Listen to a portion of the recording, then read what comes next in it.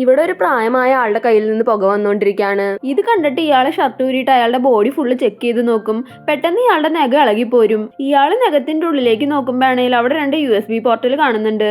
ഇതെന്താ നടക്കണേന്ന് മനസ്സിലാവാണ്ട് നിൽക്കുമ്പോൾ തന്നെ അയാളുടെ കൈ ഒരു മെഷീൻ ഗണ്ണായിട്ട് മാറിയിട്ട് അവിടെ മൊത്തം വെടിവെക്കാൻ തുടങ്ങും.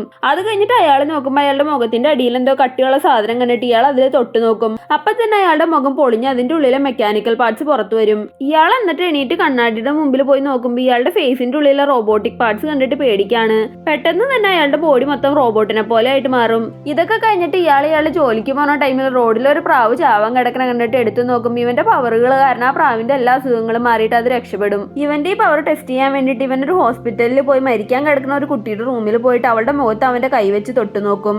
അടുത്ത സെക്കൻഡ് തന്നെ ആ കുട്ടി അവളുടെ എല്ലാ അസുഖവും മാറി കണ്ണു തുറക്കും. ഇയാൾക്ക് ഈ പവറൊക്കെ കിട്ടണത് കഴിഞ്ഞൊരു ദിവസം ഒരു ഏലിയൻ ഷിപ്പ് ഇവന്റെ അടുത്ത് വെച്ച് ക്രാഷ് ആവണ തൊട്ടാണ്. ഇവൻ അറിയാത്തൊരു കാര്യം എന്താന്ന് വെച്ച് കഴിഞ്ഞാൽ അവന്റെ പോലെ തന്നെ വേറൊരു പയ്യനും അവിടെ ഉണ്ടായിരുന്നു. അവനും ഇതേപോലെ പവർ കിട്ടിയിട്ടുണ്ട്. ഈ പയ്യൻ ആ പ്രായമുള്ള ആളെപ്പോലെ ഒന്നല്ല. അവന്റെ പവേഴ്സ് ഒക്കെ പെട്ടെന്ന് തന്നെ മനസ്സിലാക്കി അതായിട്ട് അഡ്ജസ്റ്റ് ചെയ്യും.